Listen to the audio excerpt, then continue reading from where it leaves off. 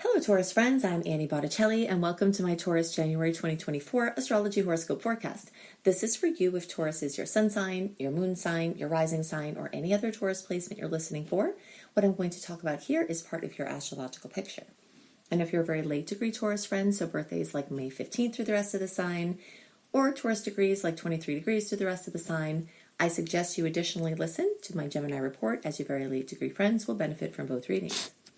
If you are a visual person and you enjoy having the chart for reference, or you're learning astrology and you want to try to follow along, here is the chart that I'm using. You can take a screenshot if you're in the YouTube view, and you can follow along. I'll refer to it periodically.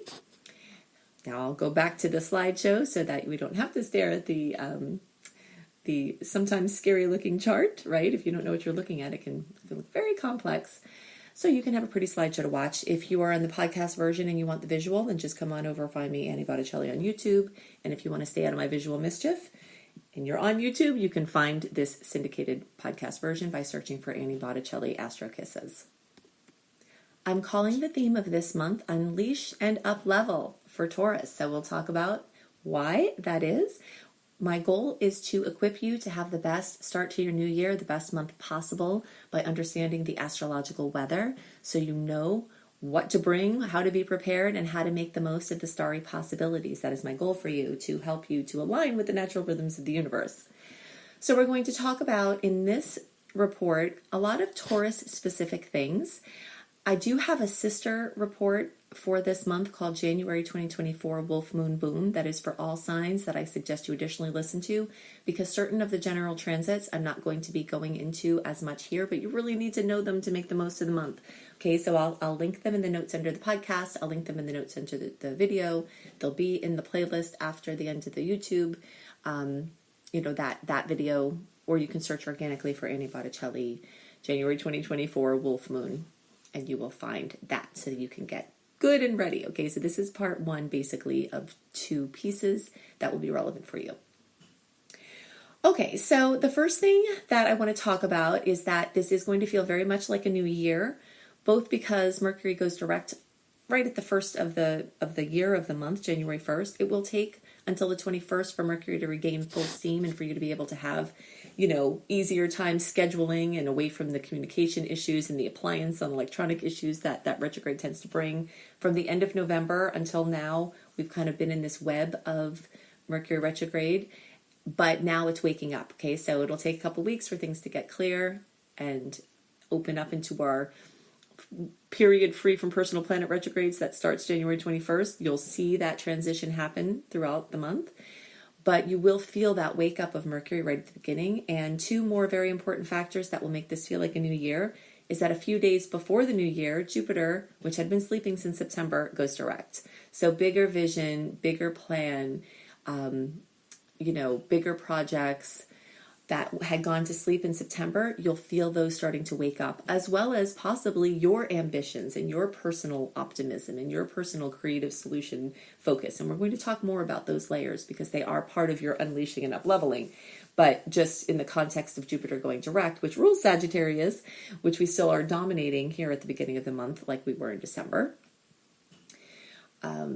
So you will feel that. It will also feel like a new year because as a Taurus, you've been getting completely pummeled from these Taurus-Scorpio eclipses that were from the end of 2021 to the end of 2023. We had that last eclipse in October. September, October, November was very messy for a lot of people, especially October. And, you all were right in the middle of that. So you will have cleared a lot of karma and a lot of opportunities to step into a new way of life. And so now that we're in the integration phase of that eclipse cycle, it's going to feel very much like a new year in that regard.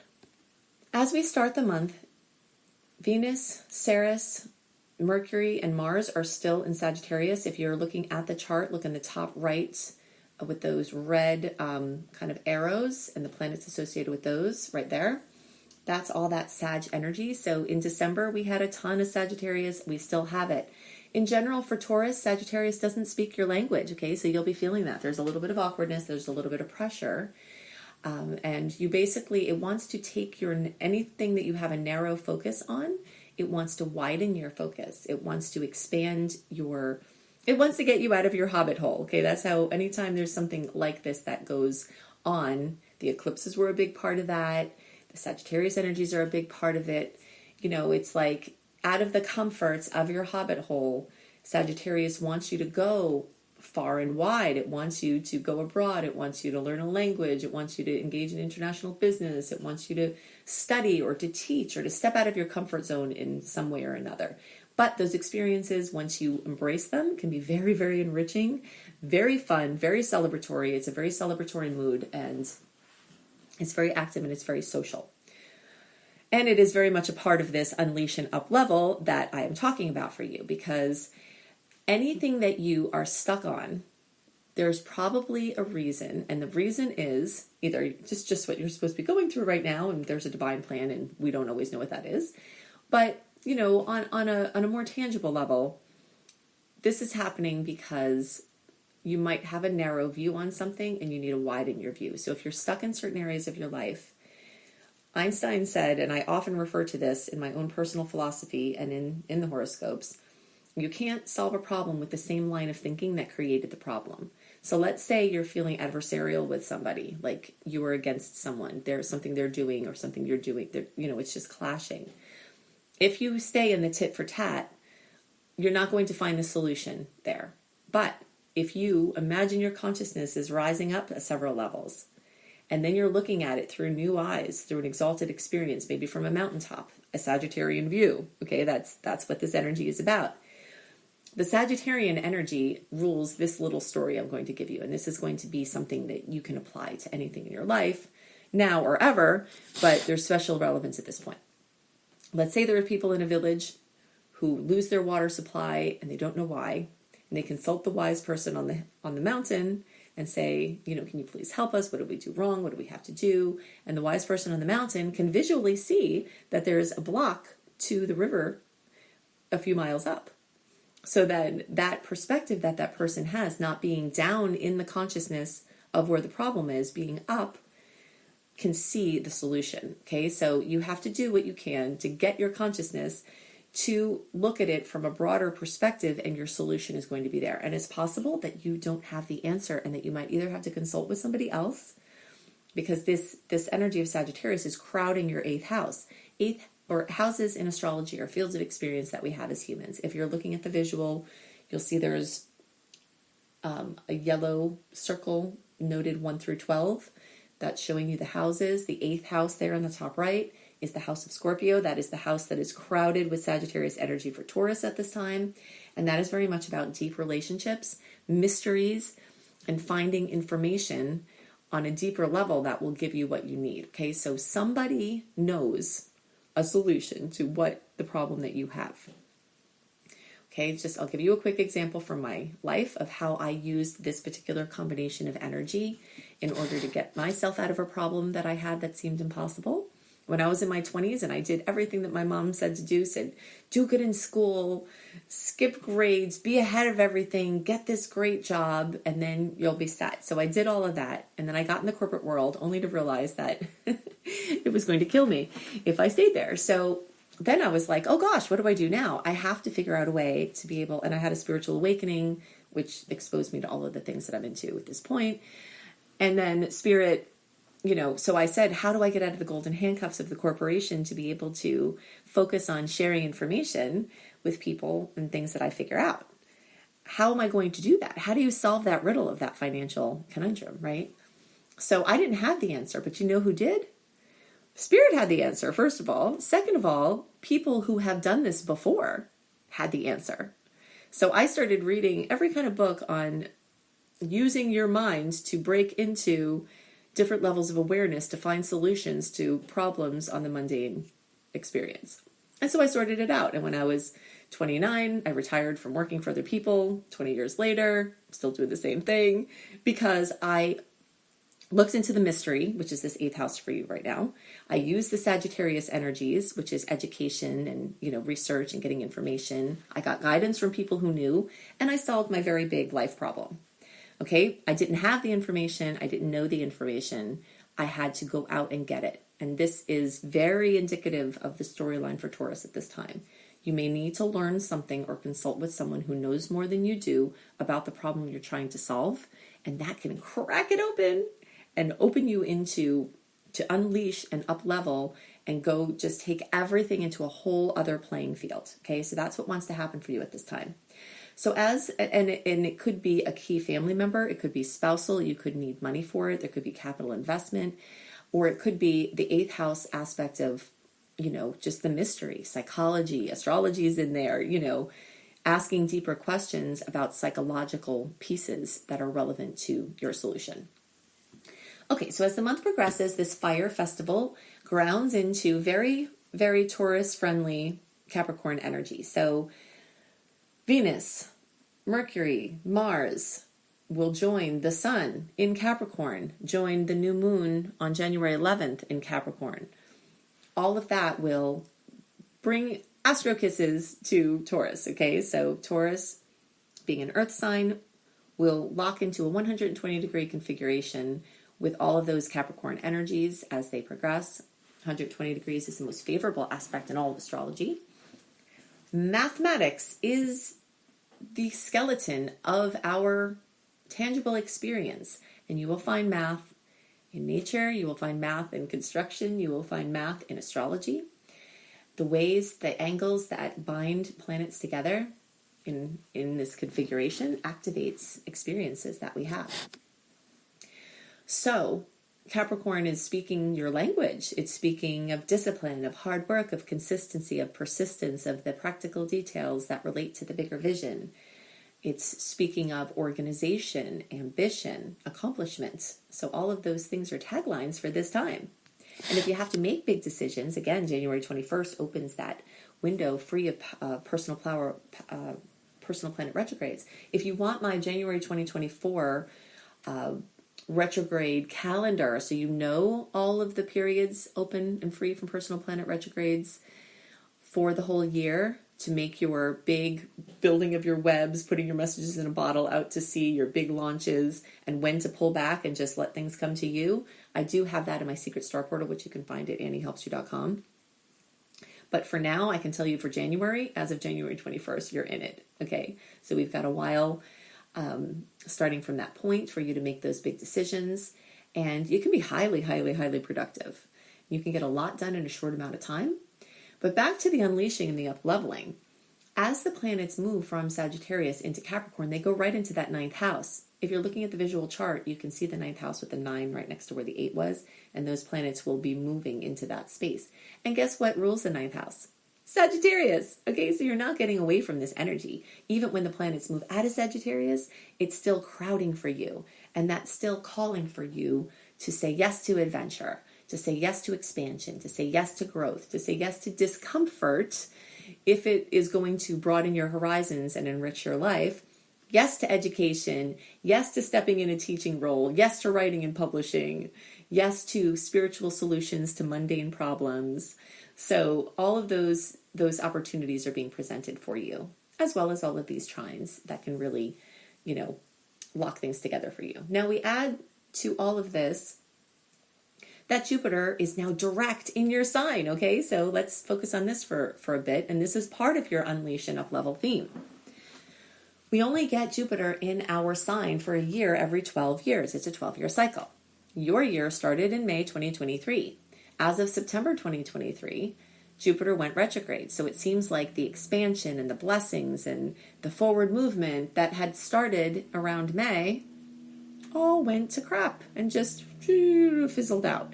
So if you were working on big things, you were feeling the love, feeling Jupiter's benevolence and optimism and expansion, and then it just fizzled out. Now you know why. Jupiter went retrograde. And we really feel this. We really feel when this happens.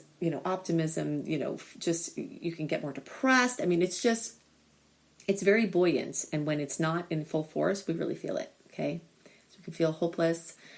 But as of a couple of days before this new month, this new year of January 2024 began, Jupiter went direct. And when it went direct in your sign. So now, through May 2024, it's going to race through the rest of your sign. Now, if you're a later degree placement, the later you are in Taurus, the more this is true. You'll have longer of Jupiter in your first house than everyone else will. Well, actually, let me dial that back a second because we haven't talked about that yet. But Jupiter in your sign is going to end in May for everybody. Okay, so that is the truth. So what does it mean? You want to take advantage of its seed planting capacity. Until then, anything you may want to do over the next 12 years, even if you're not ready to do it now, plant some seeds. If you may want to take up sewing in a year or 2 or 5, take a class now, plant the seed. If you may want to do anything where you become anything, basically this is about redefining your whole approach and vision and perspective of life, redefining your physical body and your strength and how you relate to your sacred body temple, your self-esteem, your foundation of health and practices. Any of those things have a foundation in this time. So the more seeds you plant, the more they can grow over the next 12 years. Even if you're not seeing big things come from Jupiter being in your sign during this time, don't worry, because sometimes it takes a little while for those seeds to grow. But this is basically, and by the way, if you've been gaining weight over this transit, then you might be relieved when it passes, because probably it will be easier for you to lose weight. If you're trying to build muscle or trying to gain weight, then as Jupiter goes direct, that's going to be helpful to you.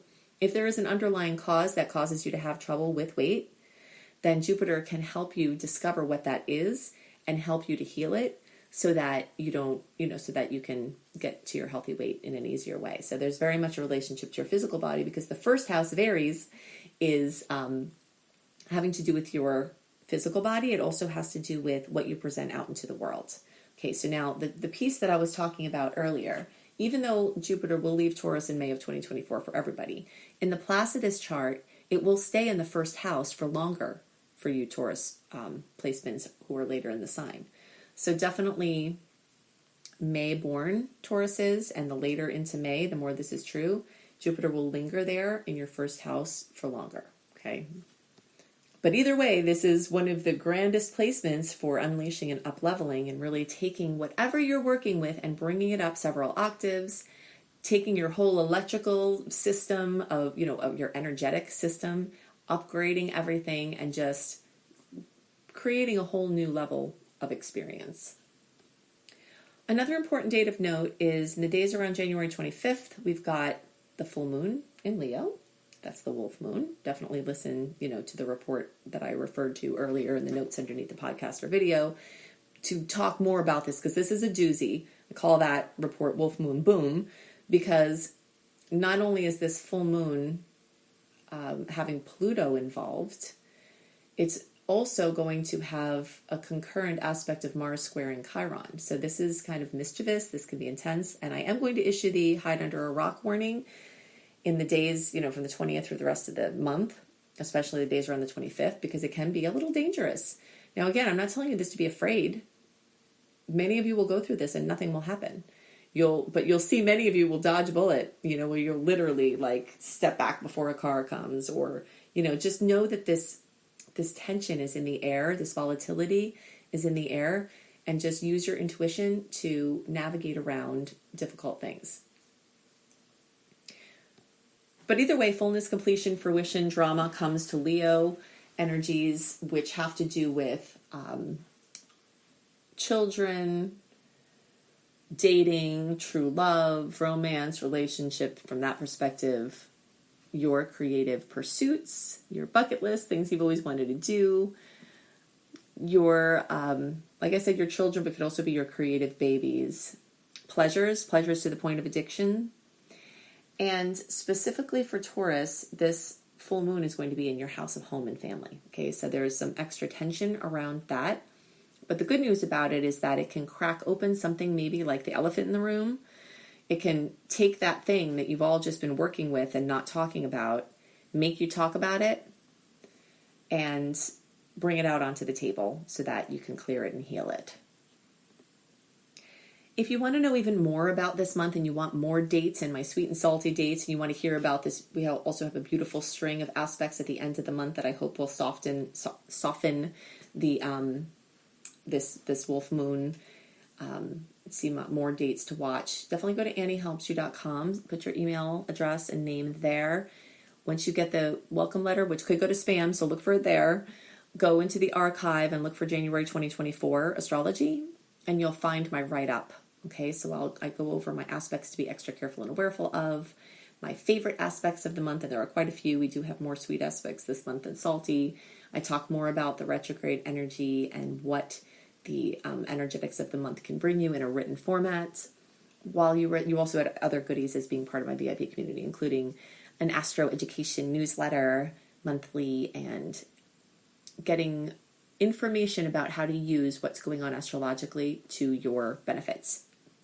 You can also see my secret star portal, which will have that 2024 retrograde calendar, as well as 18 months of archives, written horoscopes for each sign, and so much more. You can see that at anniehelpsyou.com. You can also see my education courses, so my basics course in astrology and my Becoming a Professional Astrologer Mastery Course.